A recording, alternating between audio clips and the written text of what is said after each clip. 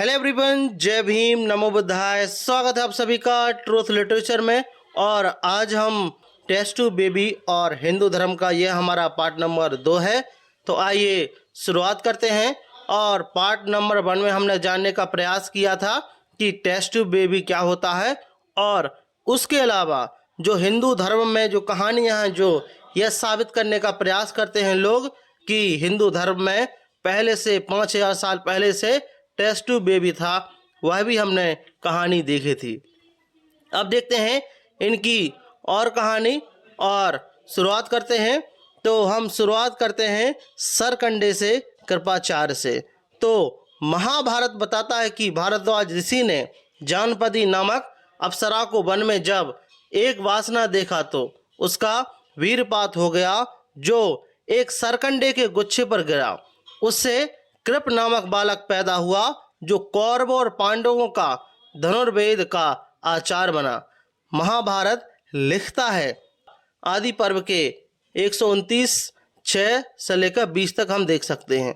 लिखते हैं, इंद्र ने जनपदी नाम की अप्सरा को भेजा। उसे वन में एक वस्त्र पहने देखकर शरद्वान की आंखें फट गईं।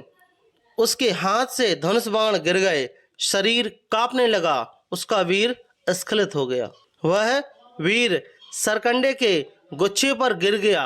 उससे 2 बच्चे, एक लड़का और एक लड़की उत्पन्न हुए। शिकार को निकलने राजा शांतनु को उसके एक आदमी ने ये बच्चे दिखाए। वह उन्हें घर ले आया। उसने क्योंकि उस पर कृपा करके उन्हें पाला पोसा था, अतः उनसे नाम भी वैसे ही रखे, कृप और कृपी। हम देख सकते हैं ये साइंस टपका रहे हैं अपने ग्रंथों में। आदमी की कोख से लड़का। श्रीमद् भगवत पुराण में आता है कि राजा यवनाश्व ने एक बार इंद्रयज्ञ रचा। रात को प्यास से पीड़ित होकर वह यज्ञशाला में पहुंचा। वहां पुरोहितों को सोते देखकर वह एक घड़े में से पानी पी गया। उस पानी को पुत्र उत्पन्न करने वाले मंत्रों से अभिमंत्रित किया हुआ था। अतः राजा के पेट में से कुछ समय बाद उसकी दाई कोख को फाड़कर एक बालक उत्पन्न हुआ, जो बाद में माधांता नाम का चक्रवर्ती राजा हुआ। हम देख सकते हैं श्रीमद् भगवत पुराण 9, 6 और 26 से लेकर 31 तक। अब हम देखते हैं जंघाओं और भुजाओं से बच्चे। इसी पुराण में अन्यत्र आता है कि राजा वेन के मर जाने पर ऋषियों ने उसकी जांघ का मंथन किया और उससे निषाद नामक पुत्र उत्पन्न हुआ। रेफरेंस भी है श्रीमद् भगवत पुराण 4, 14, 43 से लेकर 45 तक, आप लोग देख सकते हैं। ऋषियों ने मृत राजा वेन की जंघा पर बहुत तेजी से मंथन किया। उसके एक आदमी निकला। उसका कोख जैसे काला रंग था। वह छोटे अंगों, छोटी भुजाओं, बड़ी ठुड्डी, छोटे हाथों, आगे से नीची नासिका, लाल आँखें और तंबाई केशों वाला था। वह निषाद कहलाया। फिर उसी मृत राजा की भुजाओं को रगड़ा गया। उनसे पुनः एक लड़का और एक लड़की पैदा हुई। देख सकते हैं रेफरेंस श्रीमद् भगवत पुराण 4:15, 1 से लेकर 5 तक आप लोग देख सकते हैं। उस पुत्रहीन राजा के शव की भुजाओं का विप्रों ने मंथन किया। विप्रो मतलब ब्राह्मण बने। उनसे एक लड़का और एक लड़की उपजे।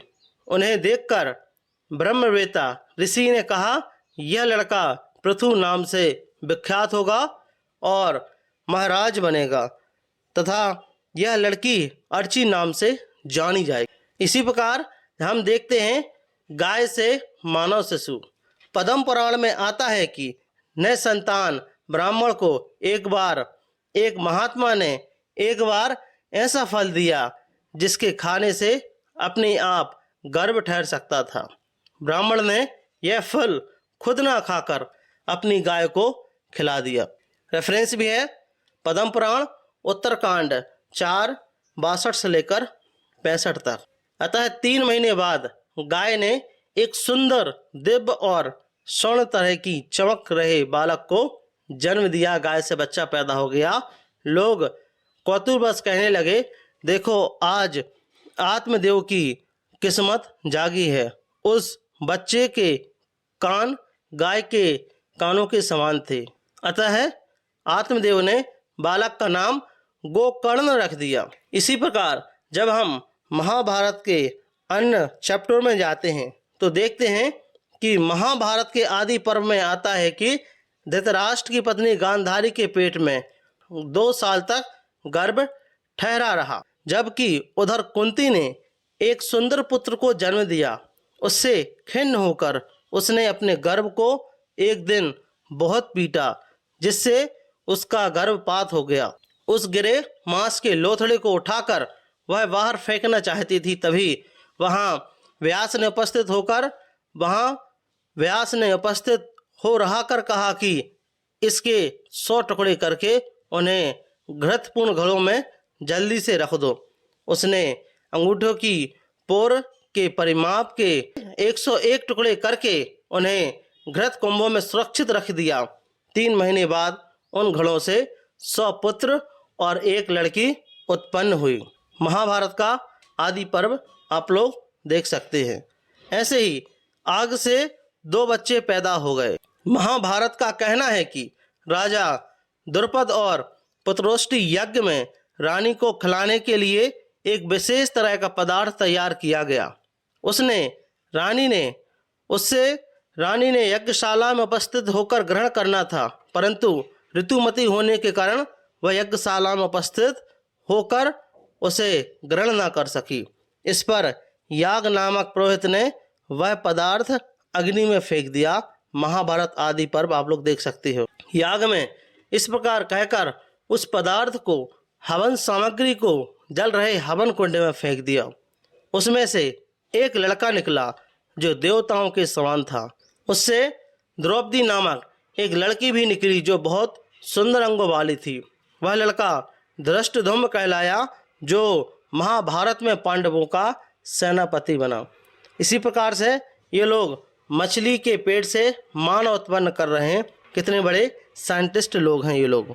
महाभारत में राजा उपरिचर की कथा, जिसमें कहा गया है कि उक्त राजा एक बार जंगल में वीरपात हो गया। उसने उसे उठाकर पत्ते पर रखा और उसे बाज के हाथ अपनी पत्नी के पास उसे धारण करने के लिए भेज दिया। जब वह पक्षी उसे ले जा रहा था तब उसका दूसरा बाज झपट पड़ा, जिससे वह वीर नीचे नदी में गिर गया और उसे मछली बनी एक अप्सरा निगल गई। 10 महीने बाद वह मछली पकड़ी गई। उससे पेट में मच्छरों को एक लड़का और एक लड़की मिली। राजा उपरिचर ने लड़के का नाम मत्स्य रखा और उसे अपना लिया, जबकि लड़की मच्छरों को सौंप दी। बाद में सत्यवती नाम से प्रसिद्ध हुई और पराशर के पुत्र व्यास की माँ बनी। हम लोग रेफरेंस भी देख सकते हैं। महाभारत आदि पर्व इतने सारे रेफरेंस हैं, आप लोग चेक कर सकते हैं। खीर से गर्भ। अब देखते हैं रामायण को। राम और उनके भाइयों की उत्पत्ति के बारे में वाल्मीकि रामायण में लिखा है कि जब राजा दशरथ की उम्र 60,000 वर्ष की हो गई तो उन्होंने एक यज्ञ का आयोजन किया। रेफरेंस है बालकांड का 16, 11, 15 से लेकर 20, 30 तक। उस यज्ञ के अग्नि कुंड में से एक पुरुष निकला। उसके हाथ में खीर से भरा एक पात्र था। उसने वह पात्र दशरथ को देते हुए कहा, राजन, इस खीर को तुम पत्नियों के खाने के लिए दो, इससे तुम्हें पुत्रों की प्राप्ति होगी। रानियों ने उसे खाया और गर्भवती हो गई। उचित समय पर उन्होंने 4 पुत्रों को जन्म दिया। खीर खाने से पुत्र उत्पन्न हो रहे हैं। अब देखते हैं खेत में होगा मानव शिशु। सीता के विषय में रामायण का कहना है कि जब राजा जनक खेतों में हल चला रहा था तब उसे खेत में से मिली थी। जनक ने क्योंकि उसे जमीन से उठाया था, अतः वह अयोनिजा मतलब स्त्री के पेट से पैदा न हुई कही गई। बालकांड में आप लोग देख सकते हो 66, 13 से लेकर 15 तक। अर्थात जनक का कथन है कि जब मैं हल चला रहा था तब यह हल के फाड़े के ऊपर से आई थी। इसका नाम सीता है।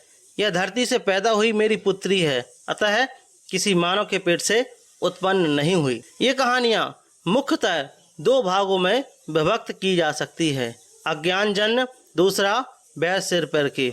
ऐसी कहानियाँ जो इस अज्ञानवश पेश की जाती हैं कि बच्चा परख नली में ही जन्मता है, जबकि वास्तव में ऐसा नहीं होता। जैसा कि हमने पहले देखा, जिन कहानियों में घड़ों में से बच्चे जन्मते दिखाए गए हैं, उन्हें पेश करने वाले लोग इसी अज्ञानता का शिकार हैं। ऐसी कहानियाँ जो पेट और गर्भाशय के अंतर को ना समझने के कारण पेश की जाती हैं। बच्चा गर्भाशय में विकसित होता है, ना कि पेट में। इसी अज्ञान के कारण मुंह से निकले वीर से पेट में बच्चे विकसित होते हैं। और इसी तरह की कहानियों को परख नली शिशु की प्रतिरूप बताने वाले लोग इसी अज्ञानता के शिकार हैं, जो बोलते हैं कि टेस्ट ट्यूब बेबी से बच्चा होता है, जो कि यह तो हजारों साल पहले। ऐसी कहानियाँ जो वीर के कीटाणुओं की प्रकृति से परिचित न होने के कारण पेश की जाती हैं। इनमें वीर को ऐसे पदार्थ के रूप में पेश किया जाता है जिन पर दूसरे जीवाणुओं, तापमान की कमी बेशी आदि का कोई प्रभाव नहीं पड़ता और उसकी कार्य क्षमता वैसी की वैसी रहती है। जबकि असलियत यह है कि एक निश्चित तापमान से कम या अधिक होने पर उसके जीवाणु नष्ट हो जाते हैं और उनकी उत्पादन क्षमता समाप्त हो जाती है। जिन कहानियों में से वीर को लकड़ी पर गिरा हुआ, पत्तों आदि पर पड़ा हुआ दिखाया गया है, उन्हें पेश करने वाले लोग वीर की प्रकृति संबंधी अज्ञानता के शिकार हैं, हम बोल सकते हैं। ऐसी कहानियाँ जिन्हें भ्रूण की प्रकृति के विषय में अज्ञानता के कारण पेश किया जाता है। भ्रूण को तरल नाइट्रोजन में रखा जाता है, जिसकी तापमान नाइट्रोजन का 270 सेंटीग्रेड पर लिक्विड होती है, सुरक्षित रखा जाता है। उनमें 2 साल तक भ्रूण रह सकता है। परंतु जिन कहानियों में भ्रूण के 100 या 60,000 टुकड़े करके उन्हें घृत कुंभों में रखा जाना विचित्र है और जिनमें उन घड़ों में से 3 महीने के अंदर बच्चे जन्मते दिखाए गए हैं, उन्हें पेश करने वाले लोग भ्रूण संबंधी ज्ञान के अभाव में ही ऐसा कर रहे हैं, हम बोल सकते हैं। शेष सब कहानियाँ जिनमें आग की लपटों से बच्चे जन्मते हैं, गाय और घोड़े मानव शिशु को बच्चे जन्म देते हैं। गाय और घोड़े मानव शिशु को जन्म देते हैं। जंगा व भुजाओं में से बच्चे निकलते हैं। उन्हें परख नली शिशु के प्रमाण स्वरूप पेश करना न केवल अज्ञानता का ढिंढोर पीटना है, बल्कि बेतुकापन, बेहुदापन, पागलपन और बेसिरपी की हाँकना भी है। संक्षेप में कहा जा सकता है कि जिन धर्म ग्रंथों की इन व ऐसी कहानियों का विज्ञान की अपेक्षा ज्ञान से संबंध है, इससे लाख भड़कों की भ्रांति दूर करने में अनमिली कड़ियों को खींचकर मिलाने के प्रयास से ना तो हिंदू धर्म की महिमा बढ़ सकती है और ना खुद हिंदू समाज का कल्याण हो सकता है। हाँ, इनसे वैज्ञानिक विचारधारा के पनपने के रास्ते में बाधाएं अवश्य खड़ी हो सकती है। जरूरत है वैज्ञानिक विचारधारा को अपनाने और इस तरह की हीन भावनाग्रस्त व पलायनवादी मानसिकता को त्यागने की। इसी में हिंदू समाज और समूचे देश का कल्याण निहित है। अगर आप लोग इस प्रकार की बातें करोगे कि ये तो 60,000 साल 5,000 साल से यह टेस्ट ट्यूब बेबी प्रक्रिया थी, या तो वेदों में विज्ञान था, तमाम प्रकार की चीज़ें थी, तो आपको लोग पागल ही बोलेंगे। जो विदेशी लोग हैं, जो अन्य लोग हैं, वो आपको पागल ही समझेंगे, क्योंकि इनमें किसी प्रकार की सच्चाई नहीं है, इनमें साइंस का एस भी नहीं है, हम बोल सकते हैं। तो आपका इस टॉपिक के बारे में क्या मानना है, प्लीज़ हमें कमेंट बॉक्स में ज़रूर बताएं। और यदि आप ट्रूथ लिटरेचर पर नए हो तो इसको सब्सक्राइब जरूर करें, साथ ही साथ हमारी वीडियोस को शेयर जरूर करें। जय भीम, जय भारत।